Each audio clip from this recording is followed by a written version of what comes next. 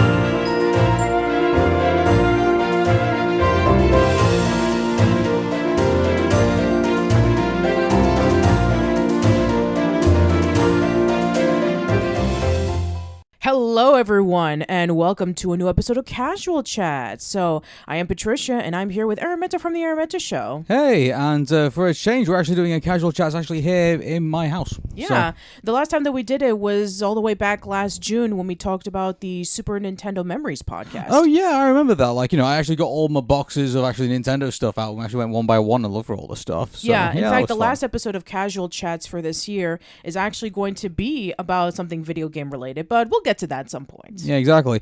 So, we are here to tell you basically that we have actually seen Disney's Wish. Yes, we have. Which we thought we were just going to see in passing, but, where we went to go to do some Christmas shopping, and there was a theatre complex actually in the shopping centre, so we went there and managed to see Wish, in regards to that. And now, I don't know if I'm going to be very unfair here, but I am going to pretext it with this. We went to that theatre. We were the only two people in there. However, this was during the time that it was Thursday, it was a work day. Many people there who were on that off day were actively doing Christmas shopping, effectively. So it wasn't exactly a day to go see Wish. No, not necessarily. In fact, let's do a little experiment. So, as of the recording of this podcast, we're planning on seeing several movies in the theaters. We're going to see it primarily on what would be the closest equivalent to a weekend. We're going to see it maybe at a later time, and we'll see how the theater reactions is compared to our theater reactions. Yeah.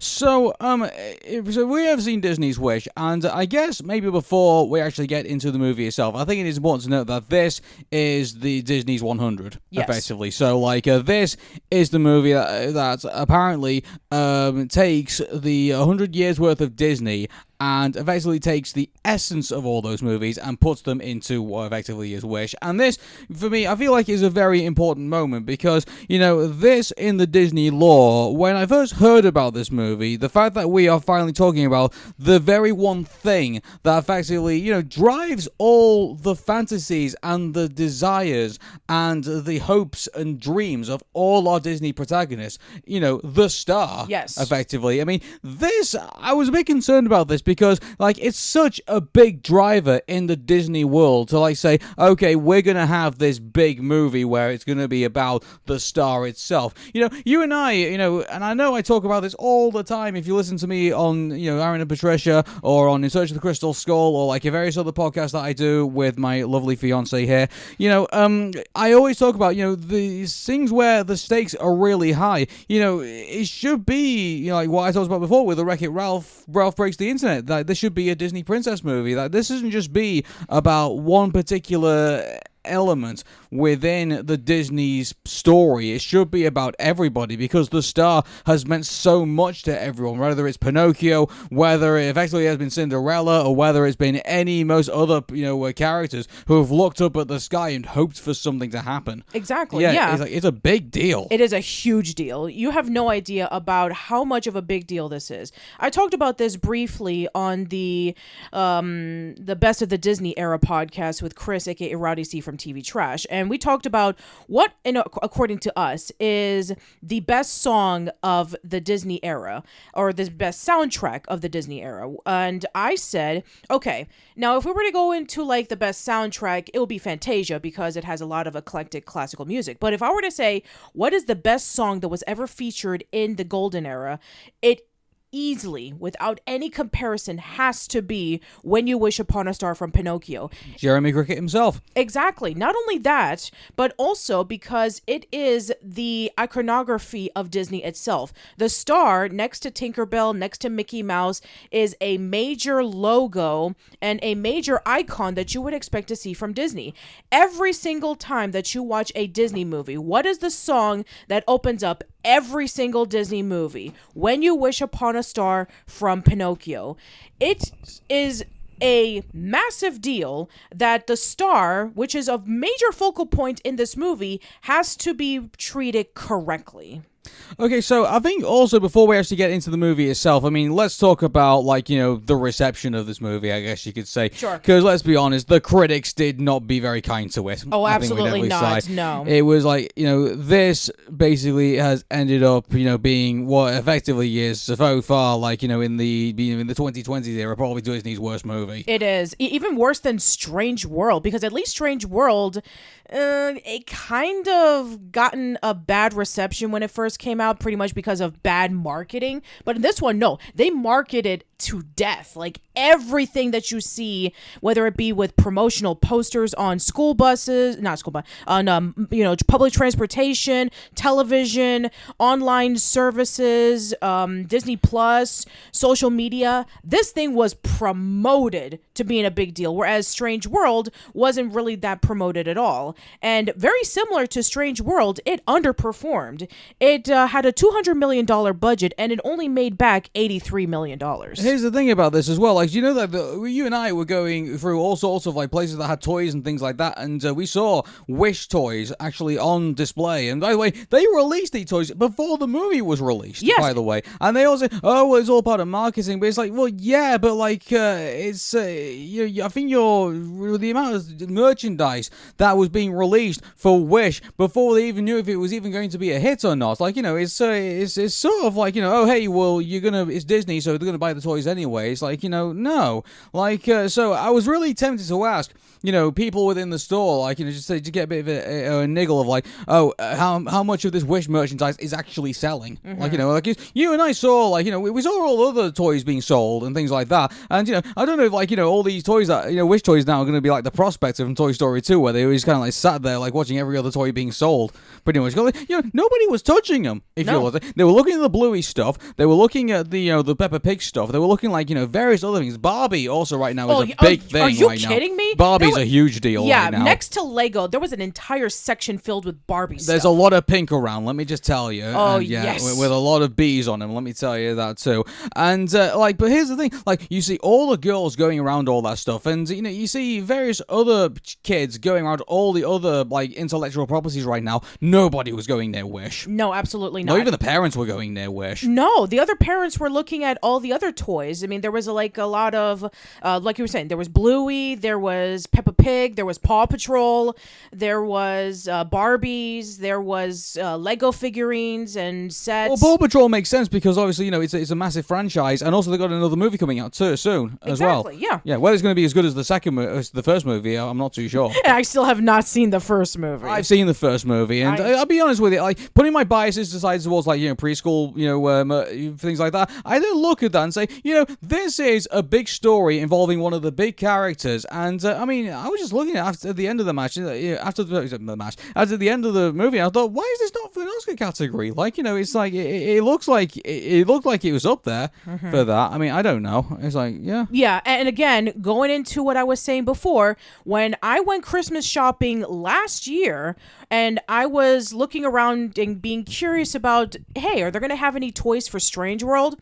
Nope. Of course not. There were toys for Encanto, but not for Strange World. So again, that just makes you wonder, because there's no Disney princess in Strange World. That's why. There was no one they could put it. There's no one that they could put up there.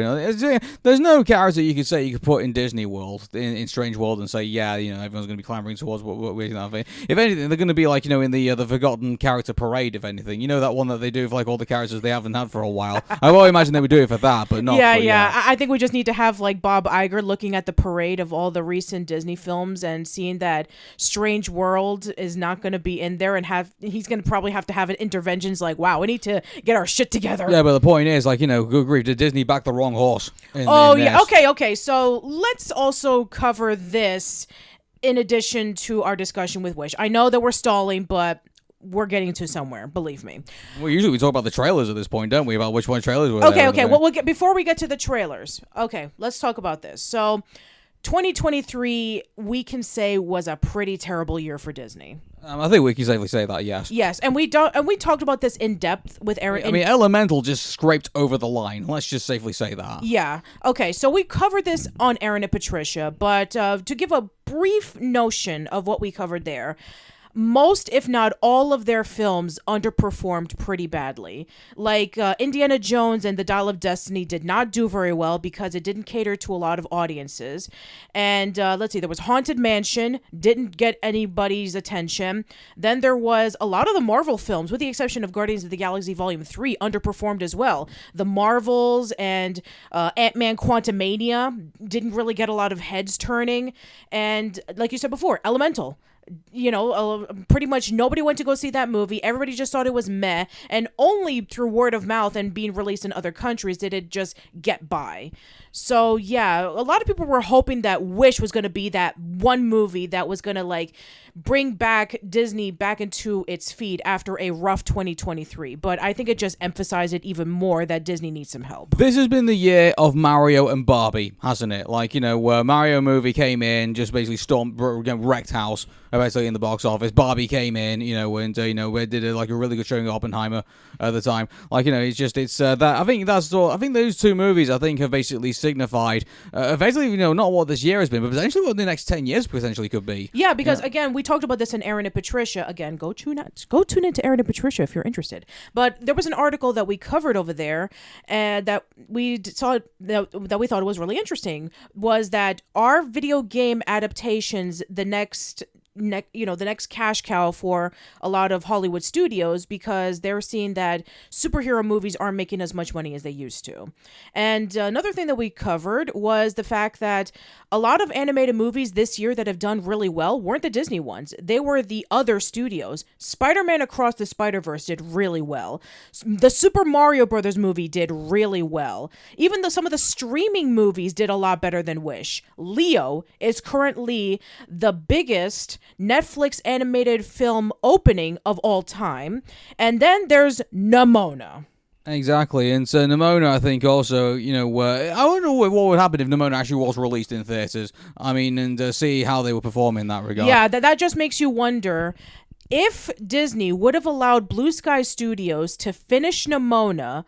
We could have said that would have been the best thing that not only Blue Sky released, but the only hope that Disney would actually take risks in doing something completely different. But nope, they let it go astray, and it bit them in the ass big time. Yeah, and I look at Nimona in its final product, and I thought, Disney could have done something with this. Yes. Yeah, they really could have done. Release it under the, if you're worried to have your name on it, release it under the old Touchstone banner or something like that. I don't know, but they made a big mistake letting that go. And now it looks like the way that Disney is looking right now, it's looking like they're either going to. The only thing they can really do is kind of like join upon the train and basically say let's see what intellectual properties they can get their hands on and do that, or do sequels. We've got Inside Out 2, we've got Frozen 3 and 4 now going to be coming up along the right. We're probably going to get other sequels to other movies as well. We also talked about Toy Story 5. Toy Story 5 as well. I won't be against Ratatouille 2, to be honest with you. It's a second Ratatouille movie. That is if Brad Bird wants to do that. He wants to do it, yeah, exactly. I wouldn't be opposed to that. But at the same time, in regards to additional Disney princesses being added to the royal court, this is a disaster for them. I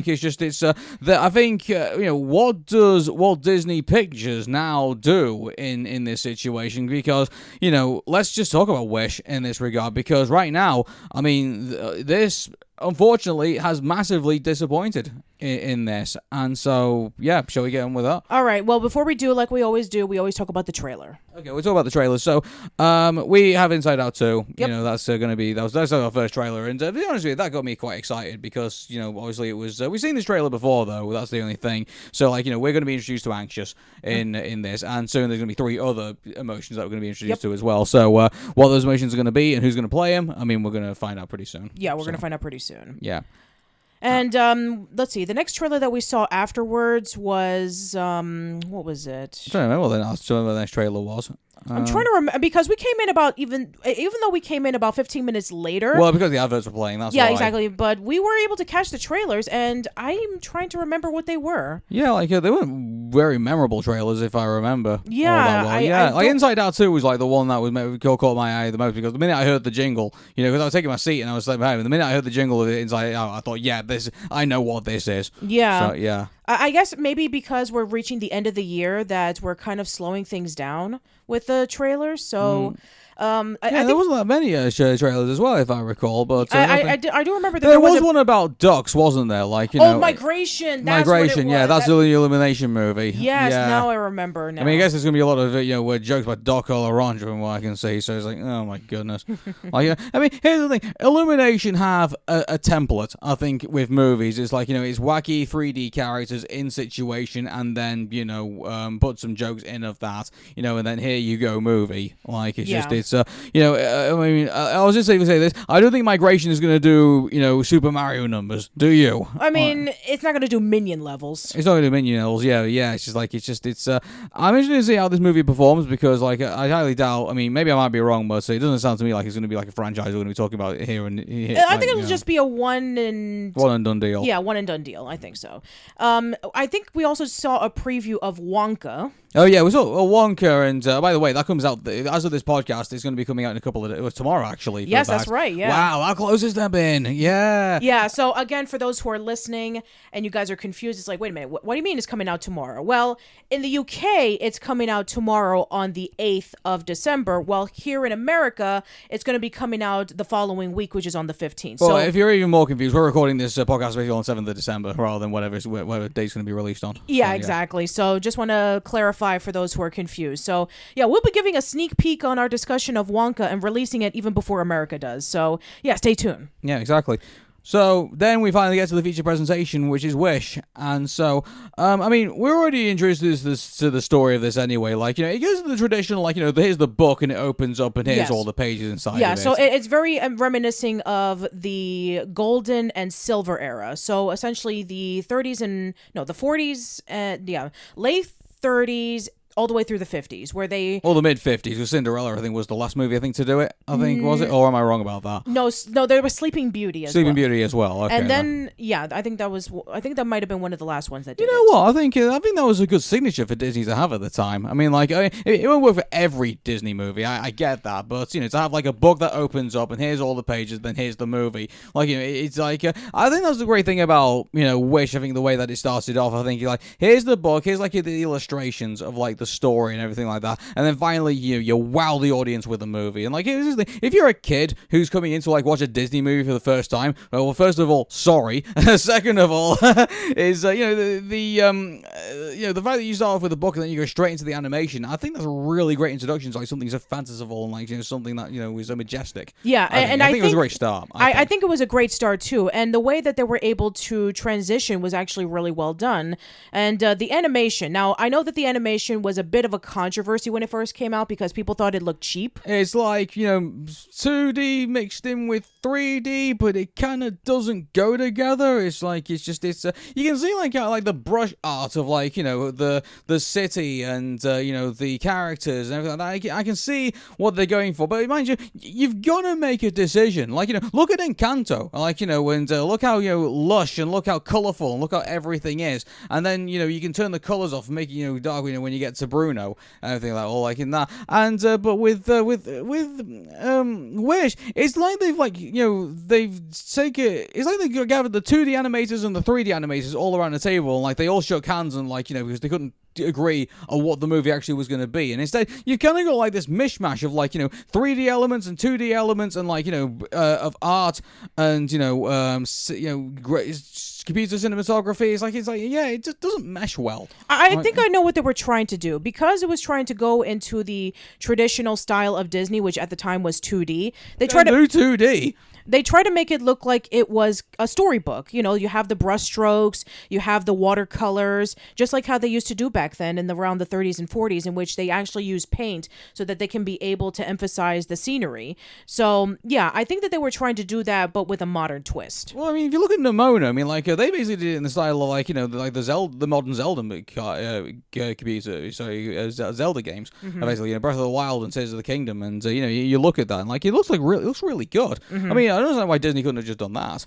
It's the style of the time, effectively. And I get they're going here's the 100 years of Disney, here's everything that basically makes this whole place magic and stuff like that. But I've got to be honest with you, you can't just stick it all in a blender and then just put it on smoothie, you have to make a decision of what's the aesthetic going to be? What's this going to make this stand out? You can't just put it all stick it all together with sellotape and say, oh, hey, here's the movie. I think it's kind of the equivalent of the 2.5D style, where you have games like Yoshi's Story, or with various other games in which it tries to mix in 2D and 3D. It's okay, you're going to have the 3D graphics, but then you're going to have 2D backgrounds, and it's going to be side scrolling so that it emphasizes on what it used to be before current, and then what the game's play styles and all that stuff was at the time. So again, going into the example of Yoshi's Story, in which at the time in which when that game came out, 3D was hugely popular.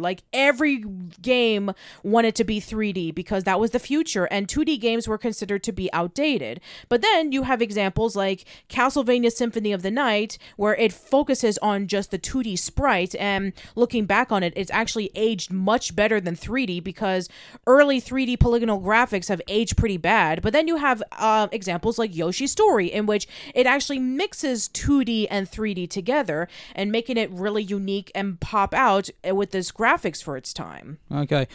So, basically that's the art style that they're going with. So, it's an art style that you can see what they were trying to do. They were trying to emphasize what it's a compromise, in my opinion. Okay, well, that's fine. I know what they were trying to do with it, and even though that it might be distracting at times with the smooth 3D models against these watercolor backgrounds, I get that it could be a little bit jarring. But as for me, I understand what they were trying to go with this, and I at least appreciate that they were trying to do something a little bit different. I mean, to be fair, I guess to give it its due, I guess maybe the worst thing they could have done is they could have taken all the brush elements out anyway, and then you get left with the basically the kind of the plasticine kind of characters that basically look like a Fortnite, effectively. So maybe you could have had that. Sure, that could have been bad. Yeah, and we did talk about in Strange World that the character designs and the backgrounds just kind of looked pretty generic anyway. So I can kind of see what they were trying to do with Wish, where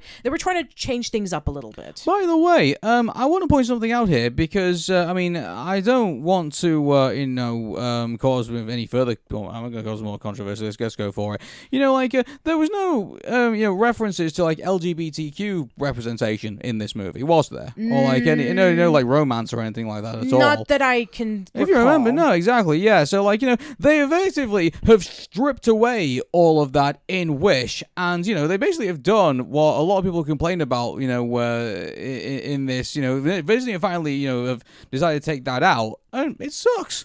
I guess they thought that, hey, Strange World, we try to have a main character as an LGBTQ representation, and it didn't work. So maybe they thought, well, I guess they didn't really like that representation, so we don't have to include it in any of our other characters. It's like, yeah, but I mean, like, there is an element of romance in some of these Disney movies, isn't there? Yes. But in this, there's none. Yeah, and I guess this is for the non-sexual community, I guess. Well, here's the thing. I actually read an interesting article the other day where, according to a survey that they did at the UCLA, that apparently the majority of Gen Zers do not want to see romantic stories in their movies, their TV shows, or their books. They want to see more platonic relationships. Okay. I mean, like, I'm guessing if that's what they're going with, then, here's your movie. But yeah, but in my opinion, I think that other films were able to do this much better. Like, for example, Atlantis: The Lost Empire, there was no romance in there. You would think that, okay, we have this nerdy scientist named Milo, and then we have this princess named Kita. You think they're going to be a couple, right? But no, they end up being just friends.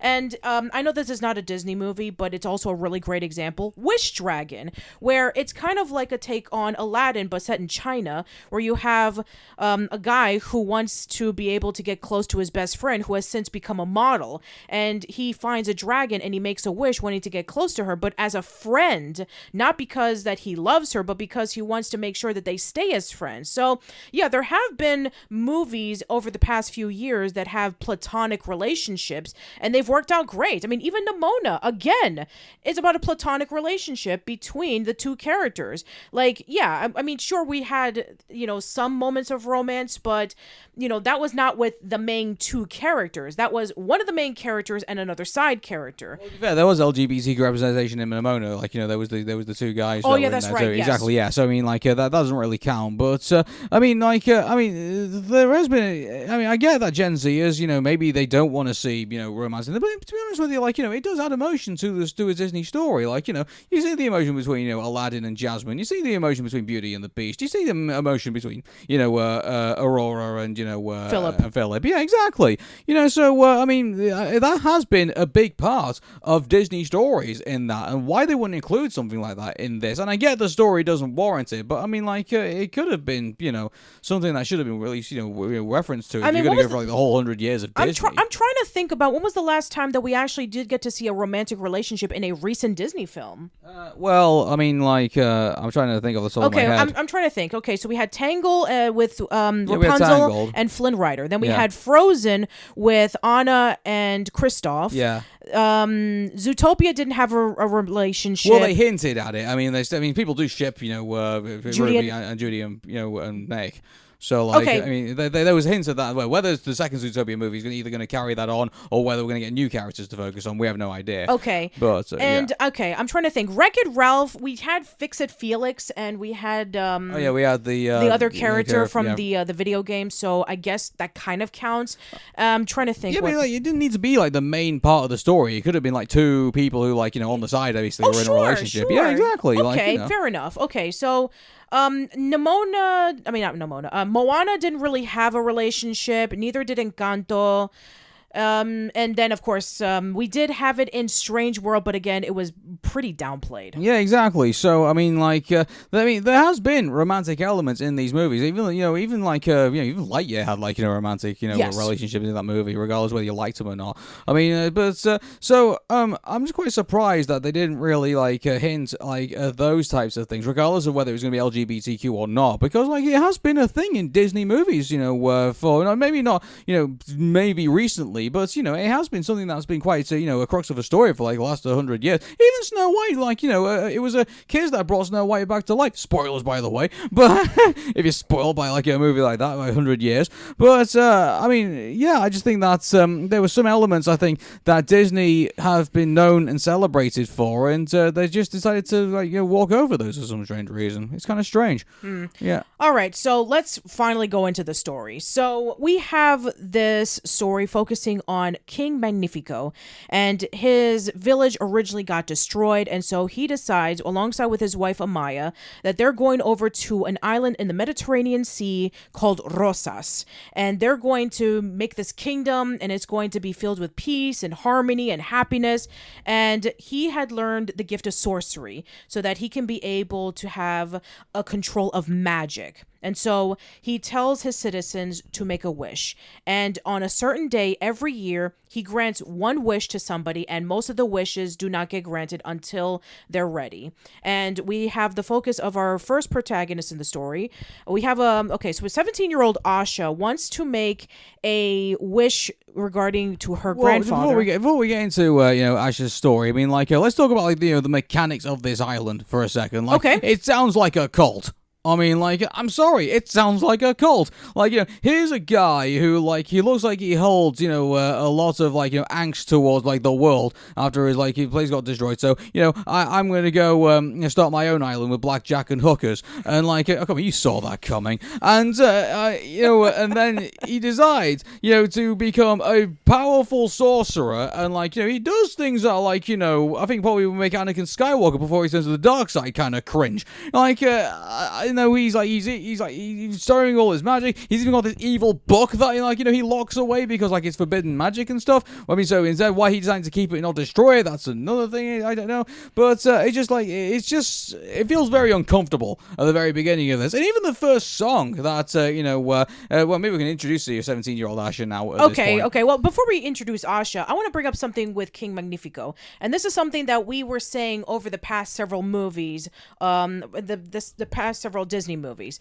We have an antagonist. We have a villain. Our antagonist is not generational trauma. Well, I'm really glad they managed in the 100 years of Disney to pull that thing out of the bag. It's like we managed to get this out. Like, exactly. Because over the past, on your way. Yeah, over the past few over the past few movies, whether it be with Disney or Pixar, the main antagonist has been generational trauma. Encanto, Strange World, Turning Red.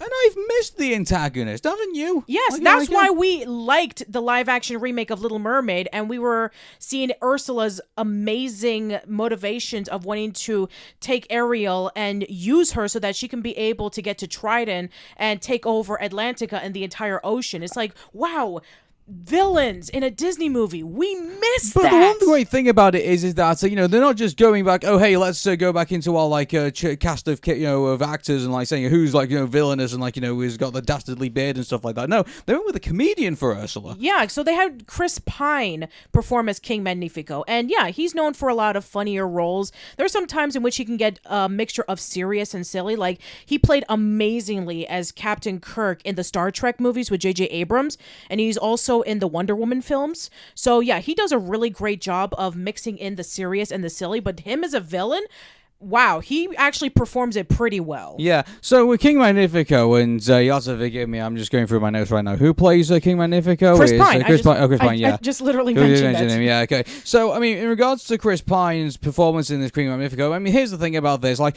this isn't Chris Pine's fault, but, I mean, who does King Magnifico remind you most of? He feels like a mix between elements of Jafar, elements of Gaston, and, a few other kind of like, and I guess that's what they're going for here. King Magnifico is like, he's got some elements of inspirations from other Disney villains from like the last 100 years, and they've thrown him into this guy. Yes. And also, like, he puts you into a false sense of security. Like, he's this, oh, hey, I've created this island, even though it's kind of like he looks like a cult, like, you're giving me your wishes, and I'm just going to keep them for myself. And maybe if I'm feeling nice that day, I'll give you one. Like, dude.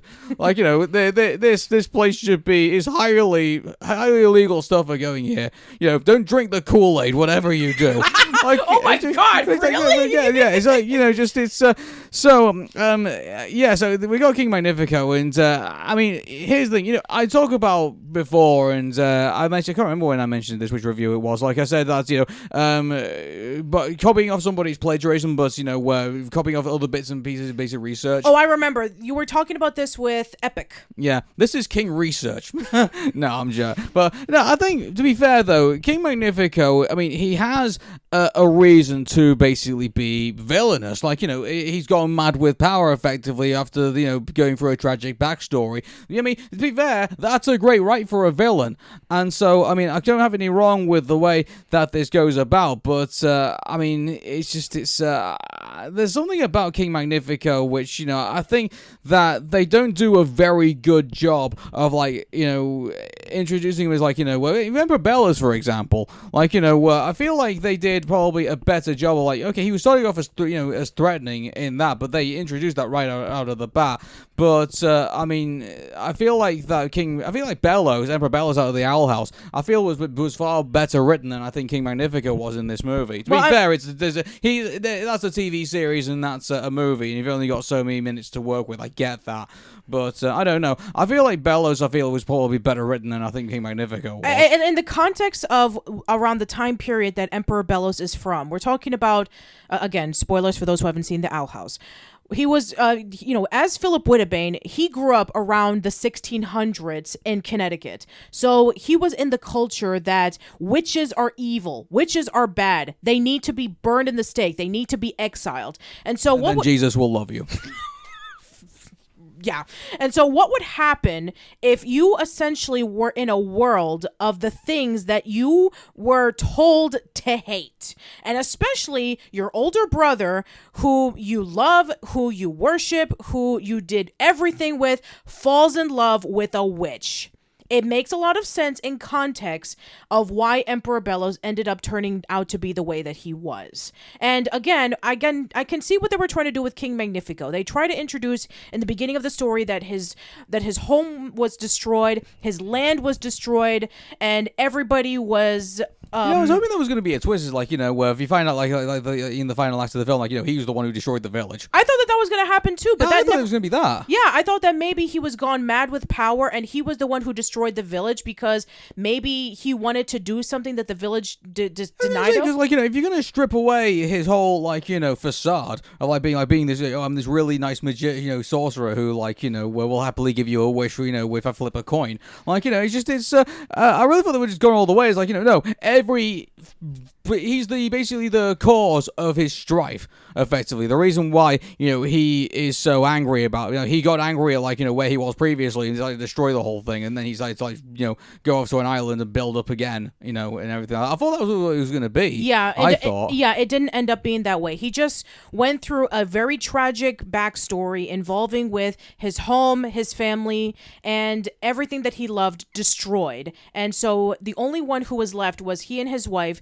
They came together, they went off into a different island in the Mediterranean Sea, and they started over from scratch. Other people started moving in when they heard the news about the kingdom blossoming and growing, and so they went over there. And then after a while, that was when he learned about sorcery, because he didn't want to have the same thing happen to his new to his new home that would happen to his old home. Again, I think that could have worked amazingly, where you have this tragic story involving with a person who wants to be able to make anew after everything that he loved was destroyed, and then he just got too hungry with power, and then he just got really greedy and ended up with essentially destroying himself. The one thing comment I really hate on the internet is that people don't see King Magnifico as a villain. Like, it's like, apparently some of the stuff that he says makes sense because, yeah, of course he makes sense to you because you would have been one of the suckers who would have given him your wish.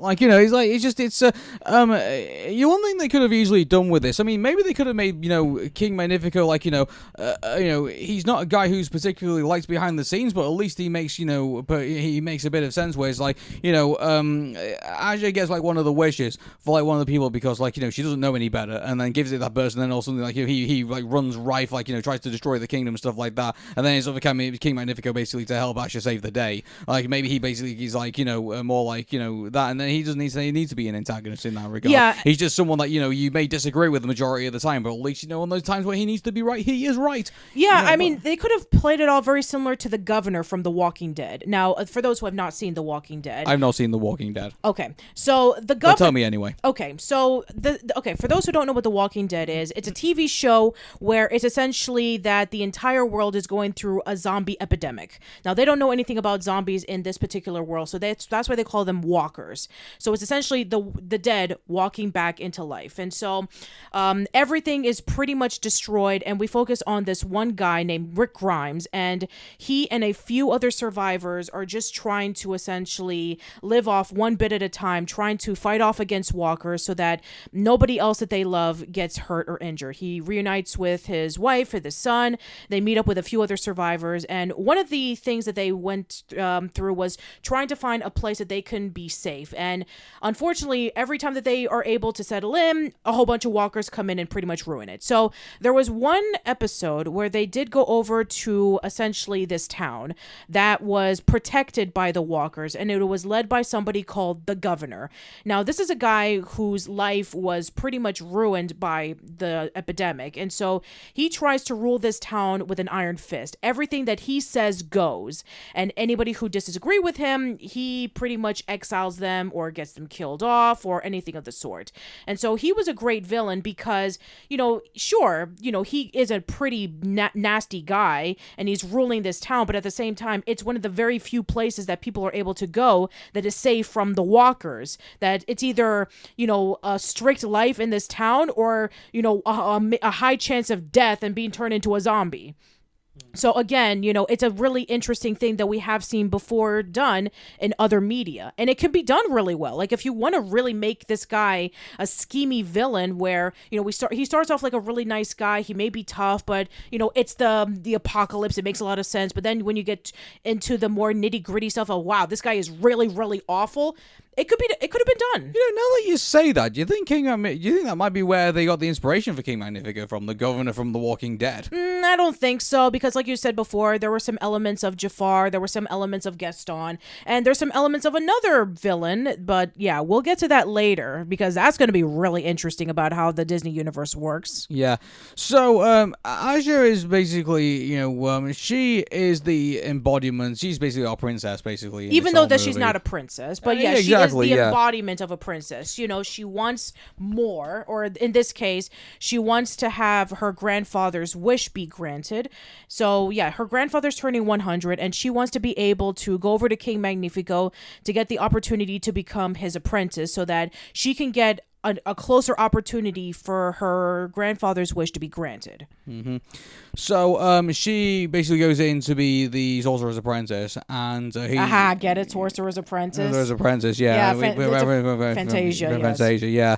And so it all seems to be going well until she kind of drops the fact that her ulterior motive is basically to get her family members' wishes kind of done, and so obviously that blows up in her face, and Magnifico basically just kind of he basically monologues basically his entire plan of there's certain wishes I will never grant because they are just not he considers them dangerous, and or they're too wishy-washy or whatever, and but Asha basically says no, you shouldn't be doing that. It's just these are people's wishes, and they should be you should give them back to them if you're not going to grant any of them.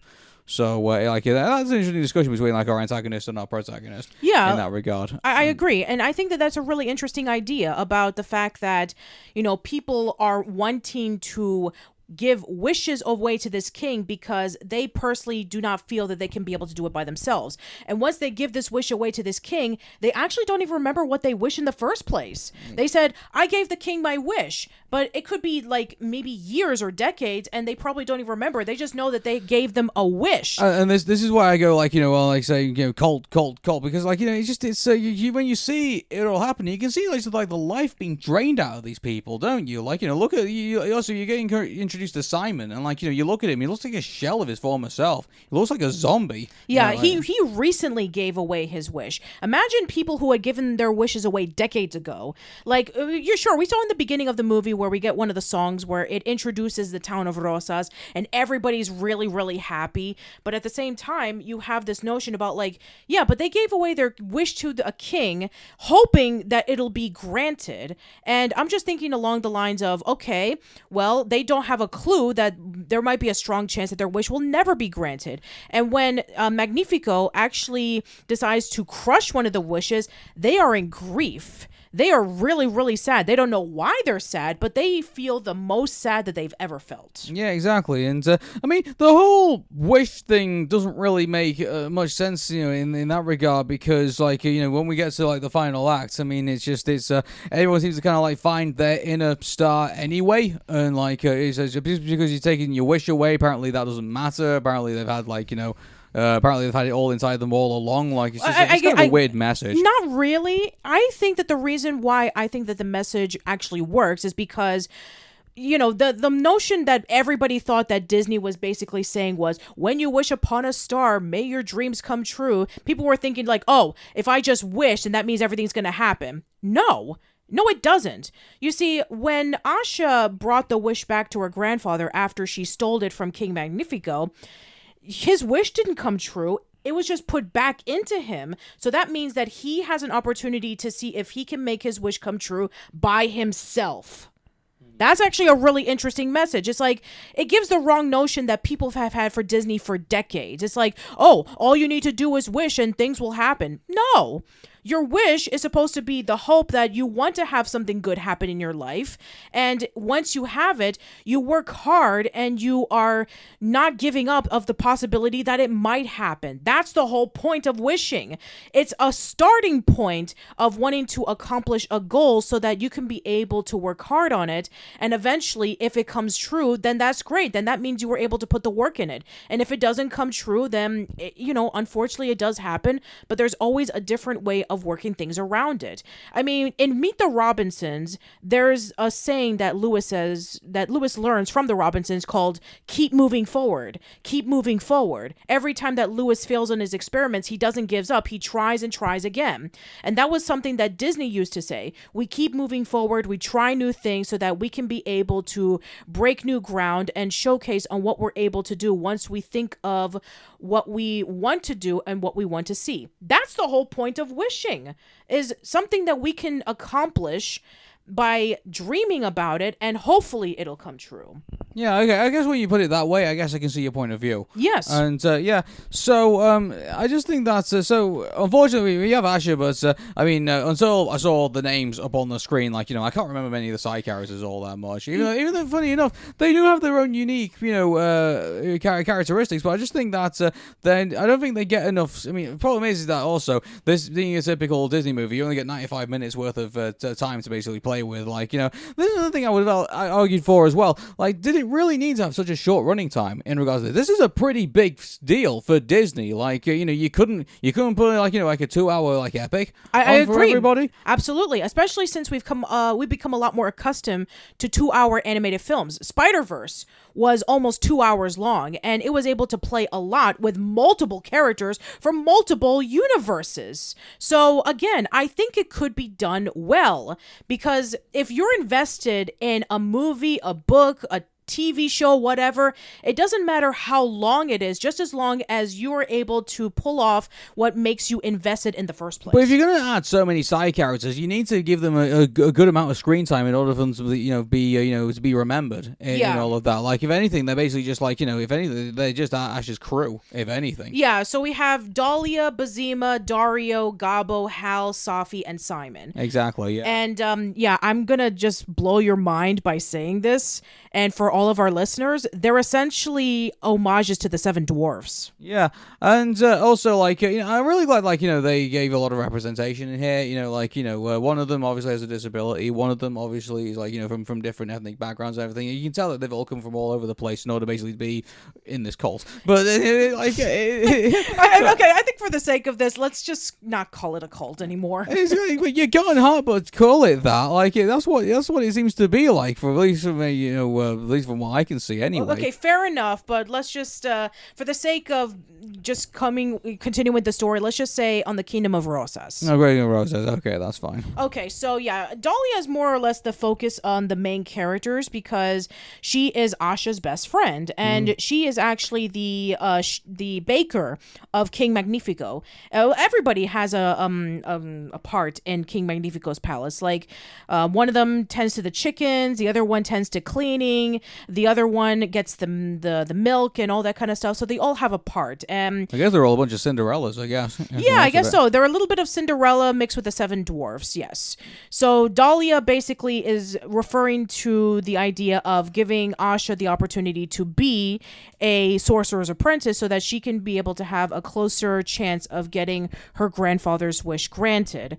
And yeah, I would say that other than the little homages to the seven dwarfs, you don't really get a lot of development and personality with any of the characters, which is a shame because they're designed pretty nicely, and I really do like the callbacks on not only the dwarves' personalities, but also the color scheme and the clothing of the dwarves that are implemented in these new characters. Yeah, like they put a lot of effort into them, yet they gave them such little screen time. Like, why? Yeah, that's a real shame because it would have been really nice to see a little bit more development on these characters. And, other characters that probably should have gotten more development is, I would argue is like, maybe, just the, maybe the queen would have been beneficial of getting some more development as well. Yeah. Also, there's something else I want to point out here, which obviously, goes against the grain in regards to the 100 years of Disney. Asha's mother's still alive.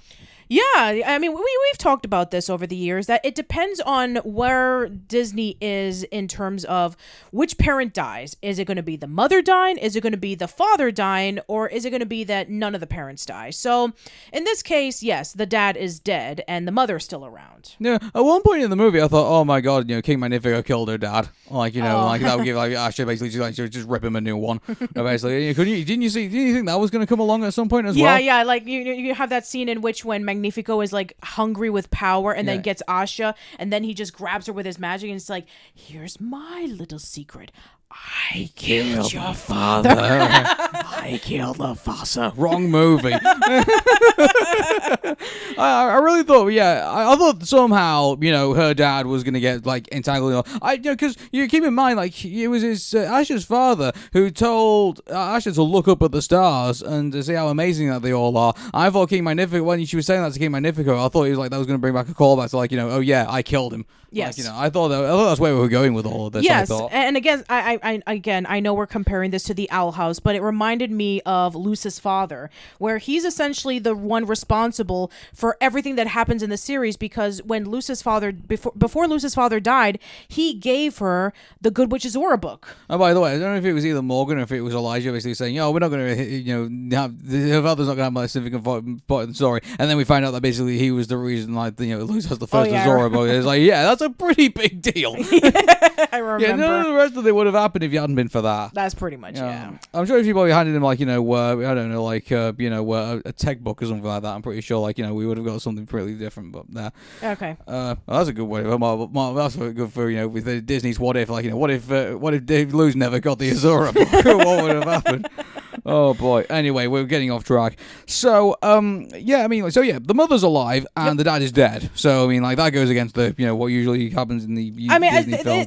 There have been a few instances in which that happened, like Princess and the Frog, for example, in which the father was dead. He was killed off during World War I, and the mother was still around. And, there's been other examples. I can't think of it on the top of my head. The Lion King, duh. Yeah, there was that too. Mufasa dies, yeah. Mufasa dies, yeah. There you go. That's maybe that's why we always listen to it. But, Sakina is obviously, she's a very understanding mother in this, even though she doesn't get much time, obviously, on the screen herself. Like, she's worried about, what Asha is doing, and, she's concerned like every parent would be. Of course. So it's like, I think, her motivations in this, I can't question at all. And I think, in regards to, like, when we get the scene where she comes home and then she tells her, her mother and her grandfather, like, look, Magnifico is not the guy everyone thinks it is. I mean, like, I know you're sick of that C word, but I mean, like, the fact that they don't believe her and the fact that they've been so washed over with like how amazing he is and how wonderful he is, and that he's giving his wishes to them and everything like that. Like obviously they don't want to be in a position to like upset him in any way because they don't want to think anything bad's going to happen to them to their wishes or anything like that. Or like of course they're not going to do that. So of course Asha is not going to be believed over Magnifico because obviously the hold that they have over those two effectively, and so that's the reason why so you can't really fault the characters in that regard. Of course not, because that's the situation they find themselves in. Like you don't go against the cult leader. I'm sorry. That's true. And again, this scene plays off very similarly to Mulan, in which when the war against the Huns have happened and there is no men in the Fa family except for the father, but he's aged and he has a bad leg and he's not able to fight off in the war as much as the other younger guys, but he has no other choice. He's the only man in the family. He has to go to war. And then we have when you really think about it, it doesn't make much sense either, because like if you remember, like Mulan tries to go in and Captain Shang originally sends her home, because she can't do it. I can only imagine that Mulan's dad probably would have got the same treatment. I probably would imagine if he did that. Yeah. Like, yeah, you got a bad leg. I ain't sending you out there. Like you can't climb up and get that arrow. Like Anyway, but the point is that you have that scene in which it plays off in that same tension in which, yes, it's true that the father is not capable of going out to war, but he's doing it because he's the guy of the house. It's his honor to do it. He knows where his place is, and Mulan does not, because she failed at the at the ceremony where she's trained to be somebody's wife. So that is a really great scene because it shows off that there's a lot of tension there and there's a lot of sadness there, but at the same time there's nothing that could be done. And this scene plays it off really well in Wish, in which she's trying to explain to her grandfather, your wish is never going to come true because King Magnifico thought it was a threat.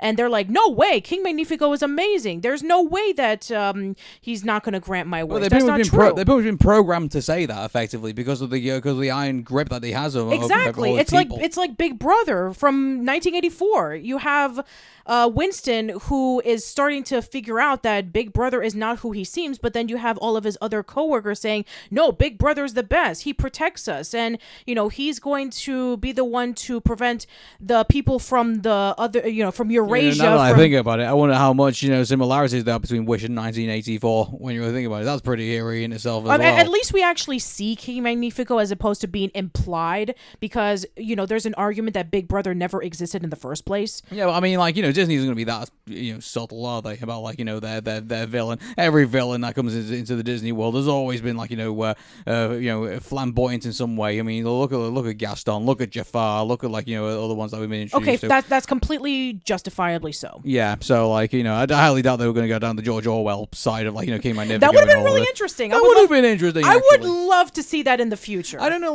but I think the problem with it is that I think they tried to do that in you remember Iron Man 2 when they were finally introduced to the Mandarin, and then you find out that's Iron Man 3. Sorry, Iron Man 3. When we're finally introduced to the Mandarin, and then you find out he's not exactly what he seems. Yes. I mean, if they tried to do that, I think a lot of people were saying, "Oh, you just did Iron Man 3, with the twist Mandarin, villain, twist villain." Yeah, and so I don't think anybody was going to want that. I don't think. Completely fair and completely justified. Yeah. Okay. So okay, let's move on. So Asha, she runs off into the tree where she and her father used to look at the stars, and then she makes a wish, and then comes in the little star who looks like a Luna from Super Mario Galaxy. Yeah, that was the thing I was looking at. It's like, this is a Mario character. Yes. It looks like a Mario character. But you cannot deny how adorable it looks. I thought Asha was going to touch him, and then all of a sudden she gets invincibility. I thought that was where it was going to go. I thought somehow, she was going to wrestle, the star off Magnifico, and then she becomes this, she could turn Super Saiyan or something like that, and kicks his ass. That's one thing I would have liked. That would have been a nice thing for Mulan.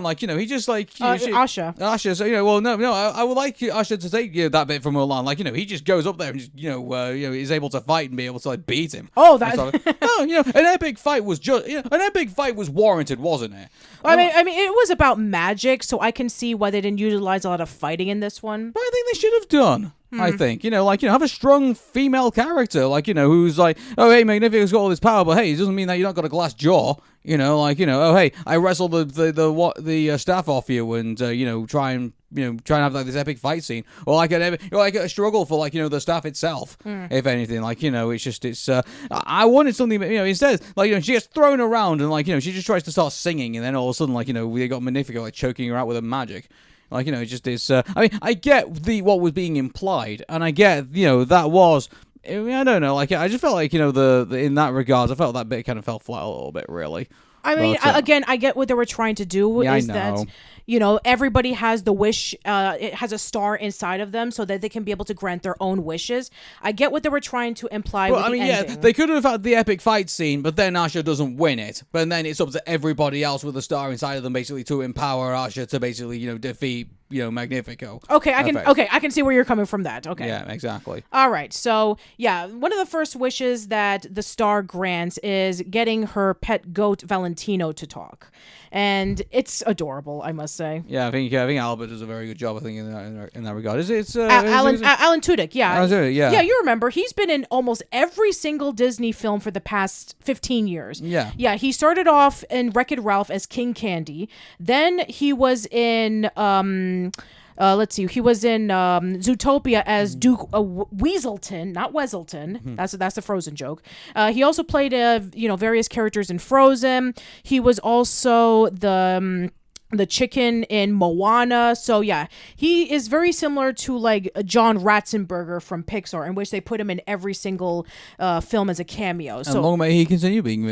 No, he does a really great job. I do. Commend I say yes. I mean, long may he continue doing yes, that. I do agree. May Alan continue with his performance. I think his performance actually was hilarious. It was great. Yeah, he was able to say some really funny lines. They gave us things like, look, this is a hilarious side character for Asha, and Valentino, I think, is a good representation of like those side characters that we've all grown up with, like whether it's Genie from Aladdin, Mushu from Mulan as well. Yeah, we also there's a lot of examples. There's we have Wilbur from Rescuers Down Under. We have Scuttle from The Little Mermaid. There's I would say that there was a mixture between some good and some bad ones, but yeah, for the most part, they've all been great side characters. The side characters are beloved just as much. Well, I think Valentino gives you an admiration for like Disney doing the side. It has a very good wide-ranging amount of side characters they have in this who are there for comic relief and there for hilarity. But we've seen them done very badly as well. Remember Crash and Eddie from Ice Age, and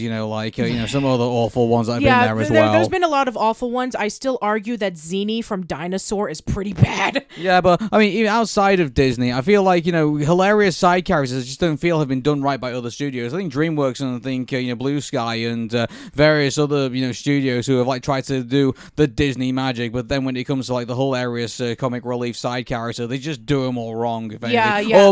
Or make him like a product of the time. Exactly. Valentino is not a product of a time. No. If anything, like he could have fits into any Disney movie at any point. I agree. And like he is. He's so vibrant in like the way that he performs himself, and I just feel like with various other ones who try to do these hilarious side characters, they just they just basically make them like the ones in the 90s I think were insufferable for someone like the independent studios. They tried to do it because you can sell that look at We're Back, a dinosaur story. Look at the hilarious the side characters in that. They're all products of their time effectively. Ferngully in the Large Rainforest as well. Batty, yes. Yeah, exactly. And then of course there's Quest for Camelot, in which you have Duke and Cornwall, the ogre's butt. Yes, that one. Anyway, so yeah, we've seen our bad examples of pretty bad side characters. We've grown up with the bad examples. Yes, we have. And there's a reason why during the best of the Disney eras, where I included that as a category in our discussion with all the Disney eras, which had the best, sidekick / companion. There was a lot of them from the Golden, the Silver, the Bronze, the Renaissance. I mean, every single one of them had their own distinct personality and their own distinct traits that made them memorable, and why we still fondly look back on them, decades after the movie came out. And I think that Valentino does a really good job. Yeah. One thing I have to say, I just noticed actually on here, we saw by the way, we saw the UK version of this, and Yes. so apparently singer and television presenter Rochelle Humes cameos in the UK version as Rochelle, a villager who becomes the captain of the ship. Okay. According to this, so apparently, there is a differentiation between the UK version and various other versions of which I hate. I know you hate it. I hate it as well. Like they did it in Cars as well, like where Jeremy Clarkson basically was like the agent, for Lightning McQueen, basically. Like I don't like it when they make these changes. Yeah, like, and then there was also the Zootopia one in which one of the newscasters was a moose, and then depending on where you're from, it could either be a panda or it could be a different type of creature. But yeah, I know that you hate this. Exactly, and so I don't understand why they just can't make Disney. In the past didn't need to do regionalized. They could do a movie where it speaks to everybody else in in their language and stuff like that. Why do they need to regionalize this stuff? I don't get it. I mean, I could understand if it wants to fit within the culture. I get that part, but I don't think that voiceover doesn't really matter. I mean, I can understand some things like, for example, the scene in Zootopia where you have like the different animals, and I can understand that scene in Inside Out in which, okay, she has broccoli in the pizza, but in Japan they love broccoli. Okay, we're gonna put green peppers instead. Again, I understand that, but other minute things, doesn't really justify it. Yeah, but I guess that if you make minor changes, I guess it's okay. Like if you're doing it for side characters that don't really matter to the story, then fine. But but when you make really blaring, but one day I'm going to be worried that one day I'll meet someone from another country, and then we'll have a talk about a movie, and it's going to be like, well, that's not what happened in my movie. This is what happened in my movie. Right. And every single different movie has a different ending and stuff like that. And don't even get us started about different titles depending on where you're from. Oh well, don't you get started on the Chinese versions of the movies where they change the endings to make it less not about anti-government or anything like that. We're getting off topic again. We are getting off topic. Yeah, aren't we? let's continue. So, okay, Asha. So Asha gets acquainted with the star, and she comes up with the idea of wanting to use the star and Valentino so that they can be able to grab her grandfather's wish. And so they sneak in, and then we have essentially King Magnifico starting to grow crazy with power because everybody felt the presence of the star, and Magnifico is feeling threatened. Like, there's another magic source out there. I need to go find it, and I need to go get it. And then we have Asha telling Dahlia, would you mind distracting King Magnifico so I can go over to his study and grab my grandfather's wish? And then it brings up a really interesting thing that we saw throughout, that's going to be permeating throughout this movie, where King Magnifico talks about that, hey, there's this magic that's threatening the land because it's dangerous. I'm the one who needs to be controlling of the magic so that we can keep our kingdom safe. And then Dahlia starts kind of inspiring all of these questions. It's like, how do we know what this threat looks like? Is it like a hunch? Is it something that is within first party or third party? And then people are asking okay, well, what if we want to have a different wish? Can we have another ceremony and all that kind of stuff? And he gets angry, really, really angry. Then he has this. It really sucks at PR, doesn't he? When you really look at it, it's look, when he's saying, oh, here's a question, okay, what do you want? And then he just can't say, okay, well, here's the answer to that question, and then basically just cut it off there and just walk through the door. It's just he couldn't have just done that. He has to get overwhelmed with everything that's going on. Yeah, as a leader, you shouldn't do that, because then it questions on the faith of your citizens. That if you're going to go in a tansy like that, then people are going to be wondering if you're capable mentally and physically, if you're able to take care of the people that you're running. Exactly, right. It's the one thing that he also takes pride in is basically his own appearance, basically the way that things appear and that. And so I'm really surprised he couldn't have handled that a lot differently. It's okay, I'll we'll address this at a different date, and then just doesn't address it, just lets it go. Mm-hmm. If anything, he could have easily just everyone could have easily just forgot. Look how weak-minded they are to give them their wishes. Mm-hmm. I mean, that. So so I think that's that's a side of Magnifico, which I think you can say is probably supposed to demonstrate that he's starting to become a bit uncoiled. But I mean, at the same time, it's just I don't think it was handled well. I don't think, but that's just me. Okay. All right, so yeah, we finally get the scene in which she does steal the wish, and she gives it back to her grandfather. And again, I'm really happy that they didn't just like grant the wish immediately. It's like, oh, here's her wish, and like just like with a snap of a finger, it comes true. No, it actually goes back inside of him, and then he feels like he wants to be able to accomplish it by himself. Again, I'm glad that they did this as opposed to like, okay, here are all the wishes. Once it comes free from King Magnifico, everybody's wishes are going to come true. Were you also looking at that whole scene and thinking, is he going to turn evil or something like that? Like, he's going to like do something really dastardly with his wish. There's a reason why he took it. And then Magnifico comes like, there's a reason why I took it off him.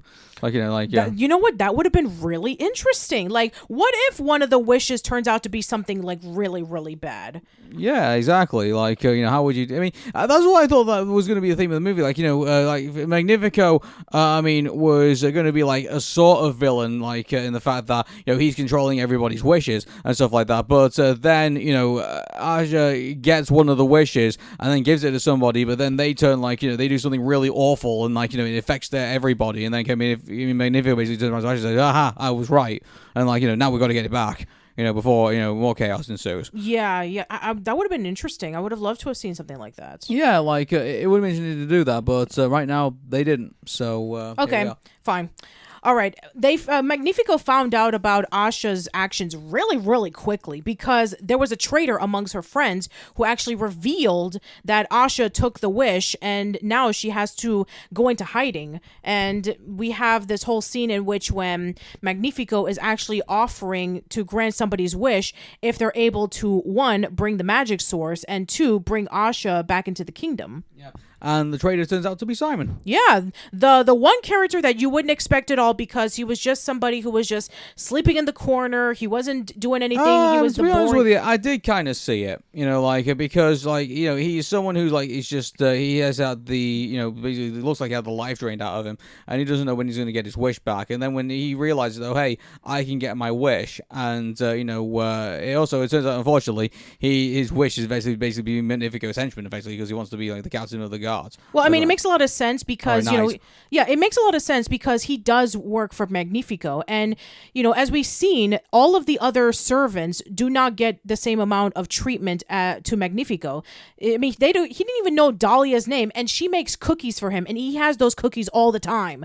So, yeah, I think that Simon, being kind of like the low key out of everybody in the group, and everybody thinks of him as boring. It's like, no, I want to have the opportunity to become Magnifico's right-hand man. I think, I don't know, like, I think because they did that, I think they didn't make him all that subtle. I was not surprised when he turned up, because I thought, oh, yeah, he wants his wish so bad that, he would definitely do that. Mm-hmm. I would have thought. It's just like, it was kind of like, he was sucky that he did do it. It's like, boo, how dare you.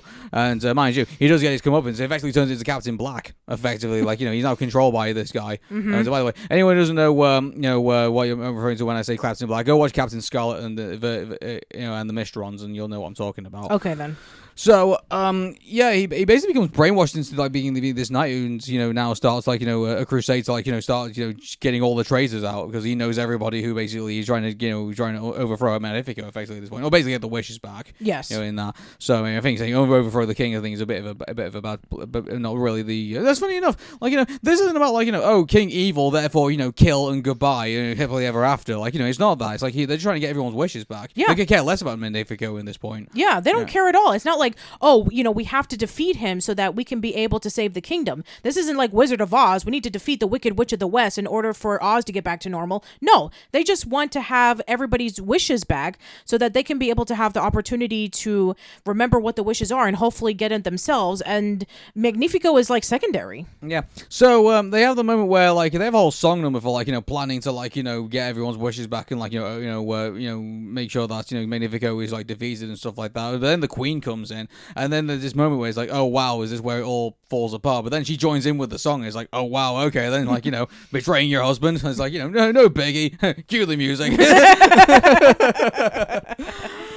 Oh man, but yeah, though, like she's seen how mad she's been. He's no longer the person that she fell in love with anymore. And I don't know, like they should have played that up a bit more, maybe. Like I mean, I guess they did when he pointed the wand at her and was about to kill her. I guess. Yes. And it's like, oh, they already did that. I guess so. Yeah, but I mean, I guess they couldn't do domestic abuse in a Disney movie, could they? They're going to show him being thrown around and stuff.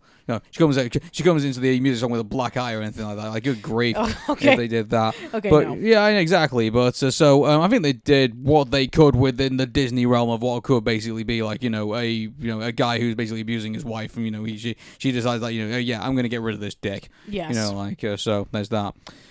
So, funny enough, did you notice, when they finally defeat Magnifico, that, there is just a flash of, the magic mirror? Yes, from Snow White, yeah. That was hinting, was that hinting at something? Yes, was that... it's hinting that Magnifico essentially is the magic mirror. Oh, really? Yes. Oh, wow. In the special editions, are they going to, change that for, the... Could you imagine, you're watching, oh, hey, here's the special edition of Snow White, and then all of a sudden Magnifico comes in the mirror. Could you imagine? Okay, so we're trying to. So the recent 4K release of Snow White and the Seven Dwarfs is going to be taken out of Disney Plus because we need to implement that Magnifico is now the magic mirror. Yeah, it's like in the end of Star Wars episode 6. Episode 6. Oh yeah, 6. Yeah. Yeah, it's the Return of the Jedi where they have to replace with adding Skywalker from the prequels to make it all glued together or something like that, which I think is stupid. It is stupid. It's stupid. Yeah, it is. And I hope Disney isn't going to do that in the future. I really hope. Oh, not. please no. Oh, good grief! Nobody likes special editions. Yeah, all the Disney movies now have to basically be George Lucas somehow takes over Walt Disney Pictures. Now he wants to do all the in the way that he's done Star Wars. Good grief! Could you imagine? I mean, it's hinted at, but again, it's just implied. It's not 100% confirmed, but we can just assume that it's an Easter egg, but they make it out no, this is the magic mirror. Very similar to how Asha's friends are the Seven Dwarfs. I laugh at how he's I don't know if the way that he was trapped was a reference to where when Zod and his his minions are trapped in that glass and he's flirting through space and still through space and stuff like that. I don't know if it was a reference to that at all. I don't know. But I still got those vibes from it for some strange reason. But yeah. So yeah, effectively, there is no way of Magnifico ever coming back again from the looks of it. I guess he's just hanging in the dungeon, where it's smelly from what he's told. Yeah, so. And again, if we're counting that this is canon, then eventually, the Wicked Queen from Snow White and the Seven Dwarfs will have him, and then eventually, the same will. I'm really surprised he had the dungeon to begin with. To be honest with you, apparently, if everyone's supposed to be, this is supposed to be some utopia where everybody's happy without their wishes. Well, that's actually a pretty dark implication if you know to think about it. Yeah, when you think about it, I to be honest with you, I didn't, I didn't even I needed a dungeon. I totally just killed anybody that he didn't like, effectively, or exiled them. Or exiled them. Yeah, there was the island before, like you were talking about before. I thought he was just talking about the island, I guess. Sure. Yeah. Yeah, I don't know. I don't know. Yeah. So that's the movie. Well, I mean, not necessarily so, because we need to mention Asha. Yeah. Well, we have mentioned Asha. No, I meant by what Asha is essentially hinted at being. What was she hinted at being? The fairy godmother from Cinderella. Oh yeah, that's a massive continuity error, pretty much, because I'm pretty sure that's not what the fairy godmother in Cinderella looked like. But then again, that's not what the Seven Dwarfs look like either. I know, exactly. And apparently, Valentino apparently is now the founder of Zootopia, from the looks of it. Yeah. Yeah, exactly. I mean, was that in Zootopia? No. No? Yeah, so... This we can just include. We could just. So this is a prequel to everything that's happened before the events of all the other movies. This is This is the Skyward Sword of Disney. No. No, I refuse to believe that. I refuse. I'm just hoping that this is just it's going to be weird. If they do decide to do the Disney princess movie, but Asha isn't as one of the princesses for that movie, it's going to be kind of weird. Isn't it? I'm guessing now, so this is a Disney princess that she was the first Disney princess, I guess. She's the fairy godmother, I guess. Yeah, we could say. She's not a Disney She's not even a Disney princess. No, she's not. So, all right then. I mean, now again, this is just implying. It's not 100% saying this is what it is. So again, it could be just saying that she's a fairy godmother and not the fairy godmother. Sure. I guess maybe we could go with that. And I guess Magnifico is a magic mirror and not the magic mirror. Or is this basically what they're doing? Like, you remember when Daniel Craig became James Bond and they decided to, like, oh, hey, here's the new Honey Penny and here's the new Q and here's the new, all the other people that are in, the James Bond. Okay, is this what they're doing? Like, is this going to be like, oh, hey, these people are going to be the new Seven Dwarfs. These people are going to be this is going to be the new Fairy Godmother. This is going to be the new, person who leads Zootopia. And they basically, is Disney hinting that they're going to reboot basically all the Disney pictures and then we're going to go forward with these characters being think that what they're part of the new era, I guess? I guess maybe that's what they're trying to hint at, that it's just basically having an homage of 100 years of Disney and then every other film that comes out afterwards is a fresh start. Oh boy, did they back the wrong horse on this one. Like I said before. Yeah, but I guess, is there anything else we need to know about the music? Movie? The music. I guess the first one, music, I think was a good opener. Mm-hmm. I thought that was all right. It's very similar to Encanto's opening. Yeah, and also I guess I like the song number where it's like, oh hey, we're gonna get the wishes back and we're gonna overthrow Magnifico. I guess that was a good song. Yeah, that was a really good song too. Yeah, and like it left you in suspense. You wonder if the song was even going to continue, and then the Queen just jumps right in and says, yeah. We're gonna get we're gonna stop him. Mm-hmm. So that was good. Yeah. Now, and what about the villain song? Because again, very similar to the traditions of a lot of. I unfortunately heard the villain song before we were in Wish, and I got to be honest with you, I wasn't very impressed with it then. I'm not impressed with it now. Okay. Sorry. That's fair enough.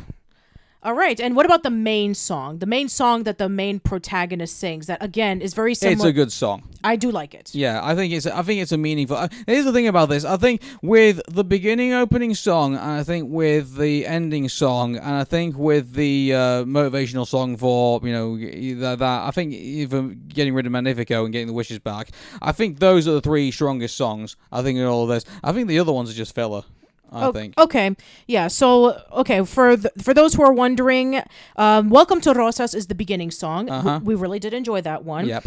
And then we also enjoyed This Wish, which was also really great too. Uh-huh. And we also enjoyed, the reprisal song as well, which again, that was like toward the ending credits. And then finally, Knowing What I Know Now is the song where everybody comes in together. Exactly, yeah. So those are the songs that we really did enjoy, and all the other ones you said were pretty much filler. Yeah, pretty much. Like, those are the only three I can remember from that movie. And you said that you didn't really like the villain song. No. Okay. This is the things like, it sounds, I think, look at other villain songs in the past. Look at Be Prepared. Look at, More Unfortunate Souls. More Unfortunate Souls. I mean, like, they are extravagant, like, big numbers that, unfortunately, this is the things I get just kind of like, something you hear on the radio, unfortunately. Okay, that's fair. There's no, it doesn't feel like it establishes, like, a villainous presence to what should be our villain.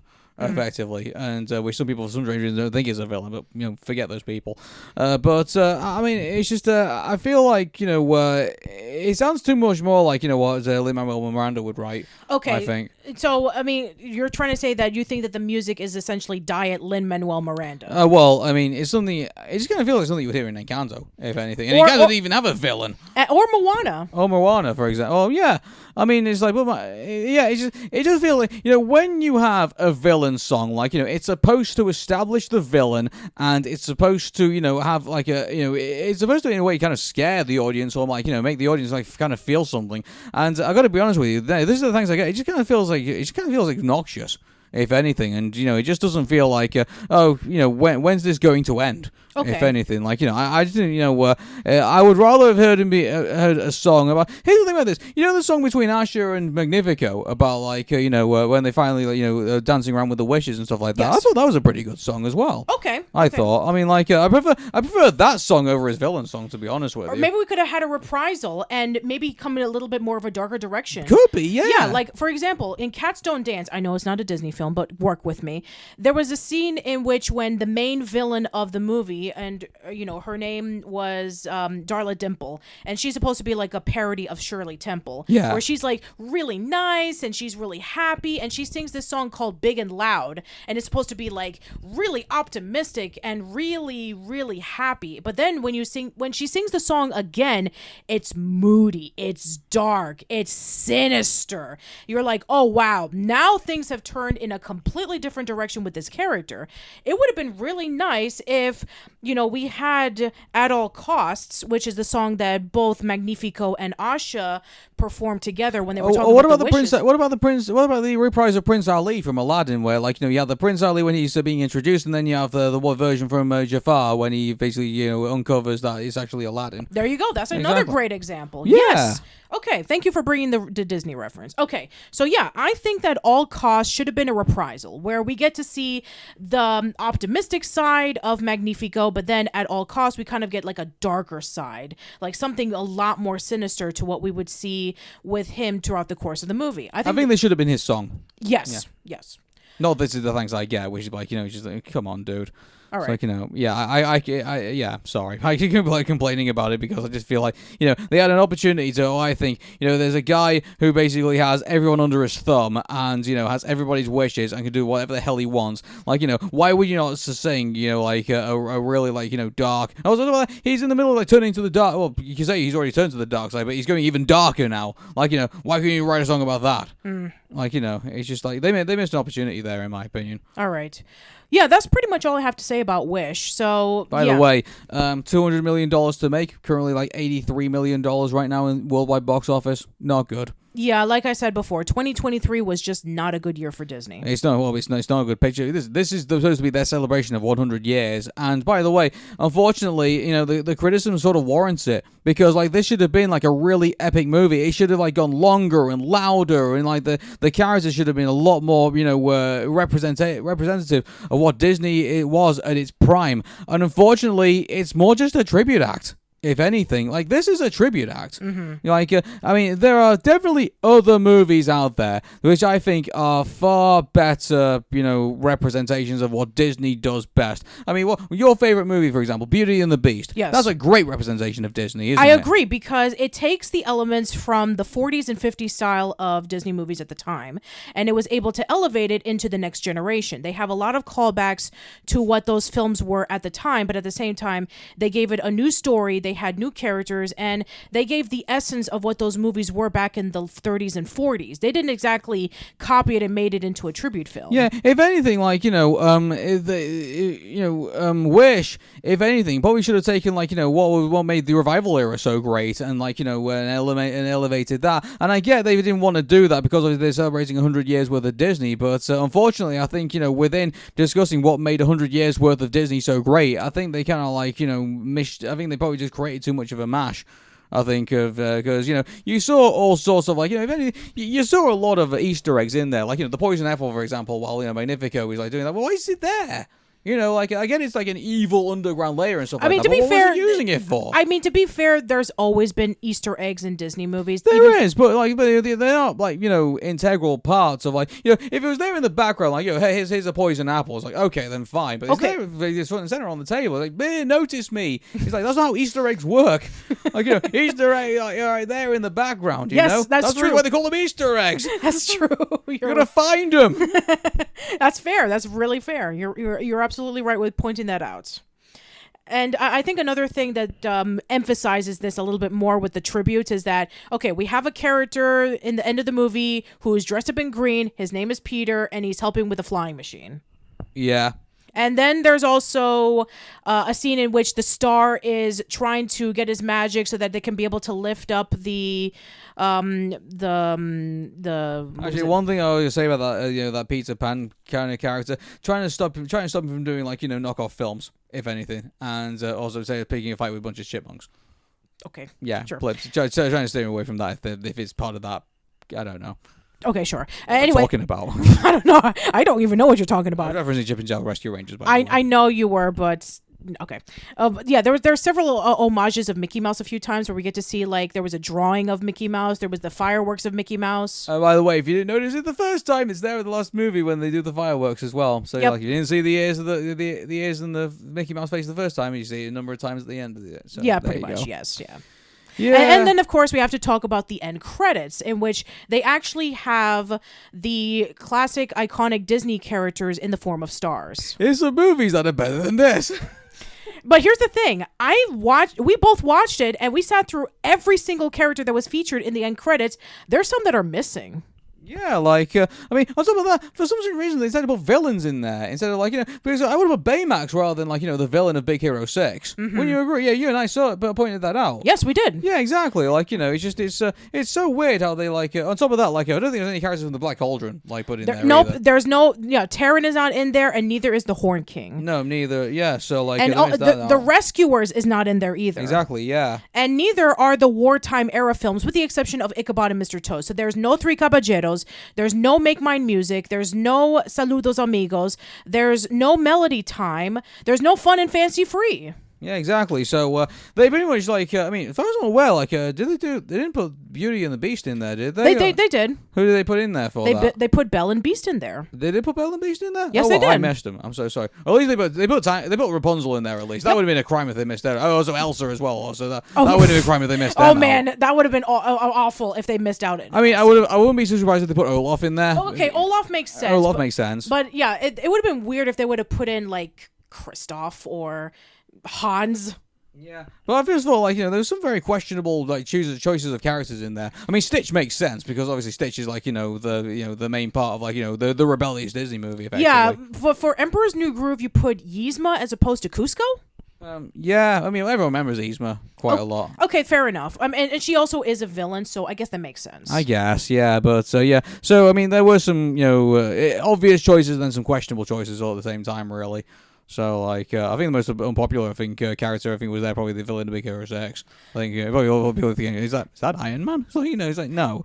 Yeah, exactly. But here's the thing. I'm really glad that they were able to highlight some of the more forgotten characters. Like, they were able to bring in Milo from Atlantis, Jim Hawkins from Treasure Planet. They even reference Home on the Range and Chicken Little. Yeah, I think the less we say about Home on the Range and Chicken Little, the better, to be quite honest with you. Fair enough. But at least they acknowledge them, as opposed to, there's no Bernard and Miss Bianca? Like, wait, why? Why is Bernard and Miss Bianca missing in this credits? Like, not even a reference to either the Rescuers or Rescuers Down Under? Yeah, exactly. Like, what? I mean, yeah. So, but at least they put some of the main characters in there that people recognize. Sure. But for like a celebration of 100 years of Disney, you decided to miss out on several movies that were crucial. Yeah, I mean, like, to be honest with you, there's a lot of missing elements in Wish, don't you think? I mean, maybe this is the credits is a representation of like what's missing here. I think. Okay. They're very good at like nailing like what's some elements of like Disney, but not necessarily nailing all of them. Okay, so I would say that for the superficial stuff, like the homages and Easter eggs and the callbacks to certain characters, but where's I just think they've kind of lost the idea of like what made these past characters great. If anything, like Asha, unfortunately, is kind of like she's sort of run of the mill. If anything, like there's nothing that Asha I think does in this movie that you haven't seen before from other Disney princesses. Unfortunately, there's nothing you can see that King Magnifico that other Disney villains haven't done before in all of this. There's nothing that some of our side characters, as much as like the fun the side characters are, there's nothing much that you're not seeing any of these side characters that you're not really seeing anything in the last 100 years of Disney. Mm-hmm. If anything, it's like it's sad to say this, but unfortunately, kind of like you look at Wish. And you can kind of see that if anything, you just see in Wish what a lot of like ideas that are in there that you feel have been done a lot better in other Disney movies, effectively. So unfortunately, I people who complain about Wish being unoriginal, Wish being not as good as other Disney movies, I can sort of see why. Like this is a tribute act rather than like a serious attempt, like saying okay. Let's take what really made Disney great and let's make it even more epic and even bigger and even, put the stakes even higher than it was. Or put in some more action scenes, put in some more comedy. To be fair though, like, the whole, the star making all the chickens like do all the dancing stuff, that was sort of hilarious to do. It's like oh wow, look at this crazy stuff that's currently going on at the minute. I mean, I joked about it being a YouTube poop at one point, but it's like, I think they did this on purpose. Yeah. Effectively. So, and in a way, like, the chicken thing was kind of a bit of a nod to Meet the Robinsons. It is. You have the scene with all the dancing frogs. Yes. Yeah, exactly. So, like, when they did do bits of it, it did make sense because it is referencing other that. But unfortunately, that's what it's doing. It's referencing. Right. If anything like that. So, but let's put all that aside. Let's look at what this movie was supposed to be. It was supposed to be about the one thing that basically ties a lot of the Disney movies together, and that is like just the wishing and the believing, and the all of that I spoke to before, that made the star so important in Disney films, and just the belief in it all. And unfortunately, it's kind of like the damnable saying that everyone said in the 70s, which is well, what would Walt do? Right. Unfortunately, and this is probably what Walt would have done. Yeah, and Disney needs to move on from that. Yeah, and I think that this year pretty much just justified that statement, because isn't it like the exclamation points of the dire straits that Disney is in right now. I mean, here's the thing about this: Disney profit wise are actually doing pretty well, sure, in regards to all of that. But unfortunately, their blessings are unfortunately curses at the same time, because I mean, now that everybody is on Disney Plus, not everybody's consuming like all of the Disney content. Unfortunately, when Disney sort of like announce a new movie or something like that, it's like, well, I mean, I've already consumed this Disney content. I probably might just wait around and wait for it to appear on Disney Plus. And let's be honest with everybody, Wish is going to appear on Disney Plus pretty soon. Right. I probably would imagine. Yeah, and we talked about that Disney needs to make a massive change, and this is an emphasis on why, because everybody else is doing massive changes.